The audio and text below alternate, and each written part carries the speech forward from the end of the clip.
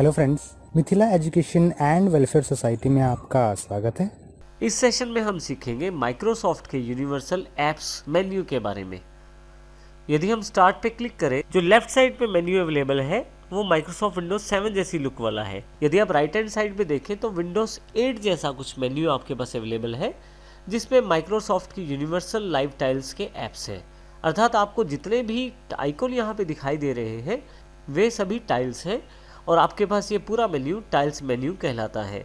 यदि आप यहाँ ध्यान से देखें तो कुछ आइकॉन्स छोटे हैं, कुछ बड़े हैं और आप यहाँ पे इनकी सेटिंग भी कर सकते हैं। इसके अतिरिक्त जो सबसे इम्पोर्टेंट बात है वो है इनका लाइव प्रीव्यू। ये मेरा जो आइकॉन है ये फ़ोटोज़ को रिप्रेजेंट करता है, परंतु फ़ोटोज़ फोल्डर पे जाए बिना ही मैं यहाँ पे प्रीव्यू देख सकता हूँ, जो मुझे जानकारी देता है कि यहाँ पे ये फ़ोटोज़ पड़ी है। इसी प्रकार से नीचे यहाँ पे मनी नाम का एक लाइव टाइल है, जिसमें आज की डेट के शेयर्स के भाव क्या है उसकी जानकारी भी मेरे पास यहाँ अवेलेबल है। नीचे की तरफ न्यूज़ का एक मेन्यू है जिसमें लाइव न्यूज़ की जानकारी मुझे मिलती रहती है। एक एक्सबॉक्स का गेम ऐप है जिसमें एक्सबॉक्स की गेम से संबंधित जानकारी मुझे मिलती है। तो इस प्रकार काफ़ी सारी लाइव टाइल्स हैं जहाँ मैं इन्फॉर्मेशन को लाइव या स्लाइड शो के रूप में देख सकता हूँ। आप अपनी आवश्यकता अनुसार भी यहाँ पे टाइल्स मेन्यू में अपनी रिक्वायरमेंट के अनुसार अपनी ऐप्स के शॉर्टकट को यहाँ पे प्लेस कर सकते हैं टाइल्स के रूप में। इसके लिए जिस सॉफ्टवेयर या जिस ऐप को आप यहाँ पे टाइल्स में लाना चाहते हैं, आप राइट क्लिक करें। जैसे मैं नोटपैड पे राइट क्लिक कर देता हूँ, पिन टू स्टार्ट कर दें। जैसे ही पिन टू स्टार्ट करेंगे एक टाइल यहाँ पे अवेलेबल हो जाएगी।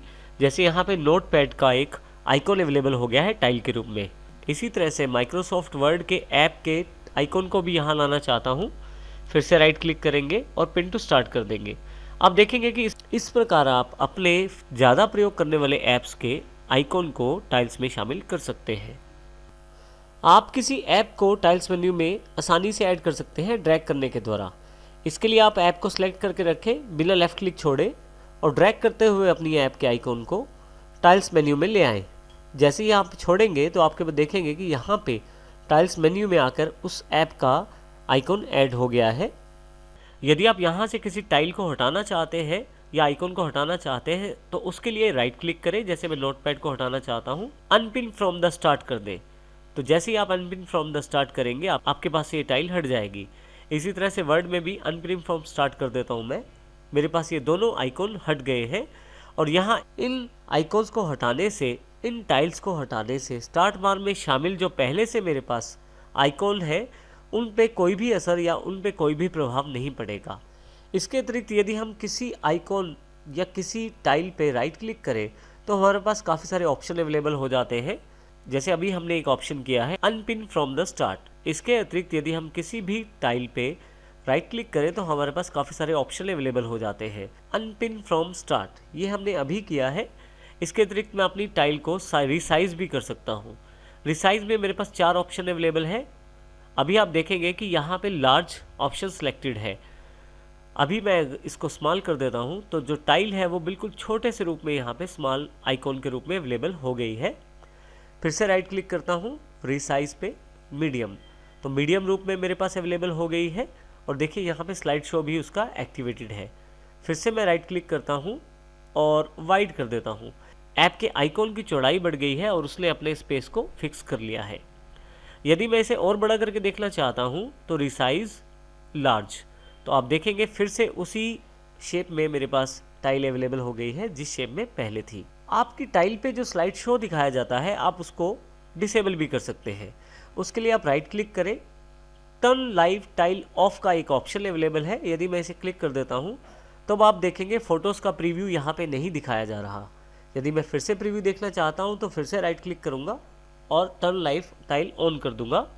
यदि मैं यहाँ राइट क्लिक करके फिर से टर्न लाइव टाइल फीचर्स को ऑन कर लेता हूँ तो आप देखेंगे कि स्लाइड शो फिर से अवेलेबल हो गया है।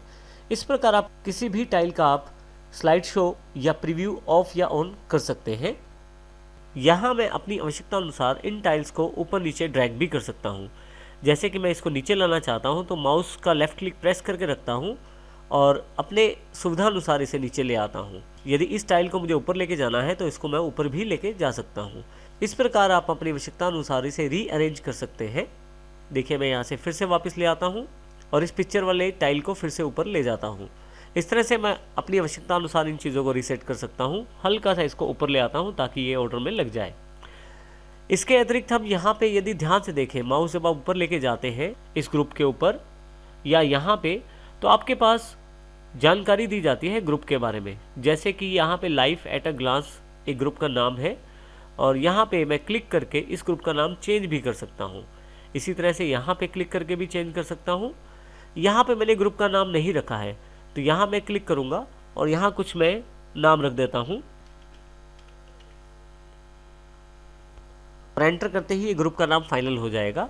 इस प्रकार से मैं इस ग्रुप को आसानी से नाम इसका रख सकता हूँ। इसके अतिरिक्त मैं चाहूँ तो पूरा का पूरा ग्रुप भी मूव कर सकता हूँ। जैसे मैं यहाँ ग्रुप को ऊपर से पिक करूँगा और इस ग्रुप को ऊपर ले जाता हूँ तो देखिए ऊपर वाला ग्रुप नीचे आ गया है और नीचे वाला ग्रुप ऊपर चला गया है। इस प्रकार से टाइल्स मेन्यू को आप अपने अकॉर्डिंग व्यवस्थित कर सकते हैं, ऑर्गेनाइज कर सकते हैं अपनी आवश्यकता अनुसार।